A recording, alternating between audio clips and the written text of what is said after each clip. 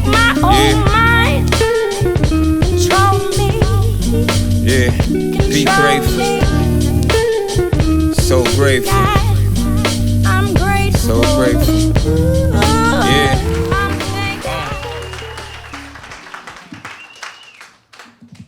We get this like generational trauma. It gets passed down to us. It's like one of the only things we inherit.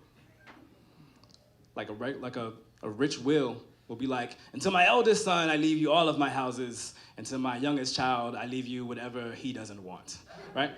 Black people don't get that, right? It's like, until my eldest child, I leave you years of emotional abuse that my father has passed down to me. That's it. And I noticed it in my parents, well, my mother. I noticed it in my mother first, right? Just seeing that, especially as an adult, because your relationship changes with your parent as you become an adult. You notice some different things than when you're a kid, right? And so seeing all the things that she held on to that she hadn't dealt with. My mom was dealing with trauma. My mom was probably dealing with depression. My mom was probably dealing with anxiety and never had the room or the access to deal with any of it. And I was raised by a single mom. Anybody was raised by a single mom? Okay, few of us, all right. Gonna start a little support group after this, okay. No daddy's club, no daddy's club. Anybody who's raised by a single mom, you know that they don't play, right? Because they gotta hold it down twice. Right, they are playing both roles, so that means everything. Twice the lectures, twice the work, twice the ass whoopings. I didn't get it as bad, but I watched my brother get his ass whooped like every other week. If it was a hashtag, it would have been like whoop ass Wednesdays or something. Learning what not to do. I made one mistake though. The first, I cussed at my mother. Right. So the first and last time I cussed at my mother, because you only get one. That shit ain't happening twice. The first and last time I cussed at my mother, I was 16 years old. And we were arguing, which was my first mistake. So I'm in the kitchen, right? And I'm yelling down the hall, to the left, up the stairs. That's where my mother is, right? It's really important to the story. I yell out, side note, if I had known I was only gonna get one, I would have used my one time on a much better word. I don't think I would have went full F-bomb, but I would at least said something that you can't say on like PBS or some shit. You know what I'm saying? Like, I used my one time on damn. See, it's anticlimactic as fuck. You can say that shit on Downton Abbey. You can, I yell out, sometimes you can be so damn petty.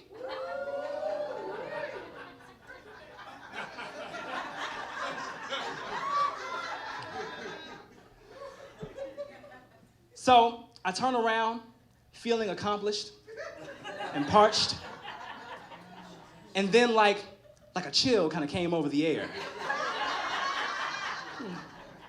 It's like Friday the 13th, you hear like shh, shh, shh, shh, shh. And my mother appears in the doorway of the kitchen in like seconds, right? And does that thing that parents do that I hated then that I now do to my own children. She kind of leans in and she's like, what you just say?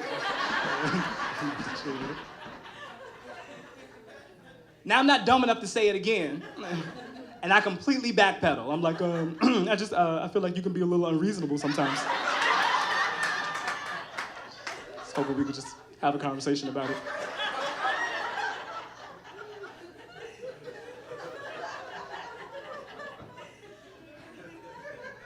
For context, my mom comes from one of the meanest hoods in Richmond, Virginia. My mom was born and raised, survived, and thrived in Mosby Court. All right? Mosby Court is tough. It's a little tough.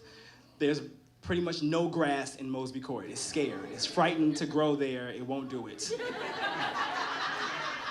My mom made it out of there, no scratches.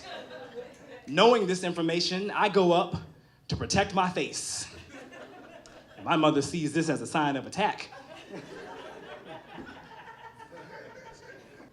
In one fluid motion, she goes full WWE and suplexes me out of the kitchen and into the dining room and through the piano bench that was next to us. When I woke up, I had graduated, so that was cool. That was cool. she said she made sure your ass finished. Don't you be using no coma as no excuse.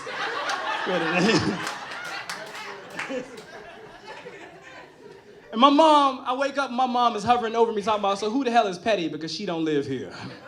That's my mama in a nutshell. Clap for my mama and child abuse. Clap for my mama and child abuse.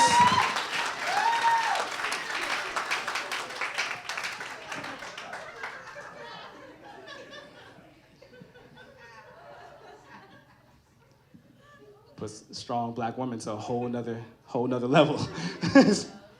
My mom was the first superhero I ever met. And it's weird seeing your parents get older and the roles change. They take care of you their entire lives. And then they get older, the health fades, and then the roles switch. I'm taking care of my mother. I'm checking on her. I'm making sure she's making it to all her doctor's appointments. I'm making sure that she has everything that she needs. And my mother has beat everything. Kidney disease, a heart attack, coma. She's right now in the winning the fight in breast cancer right now. Like she's amazing. But it's different, and again, it's like sometimes we don't know how to process these things, and we never really get a chance to kind of unload that shit, right? We never get a chance to really talk about it and really process, what's going on and how we deal with it.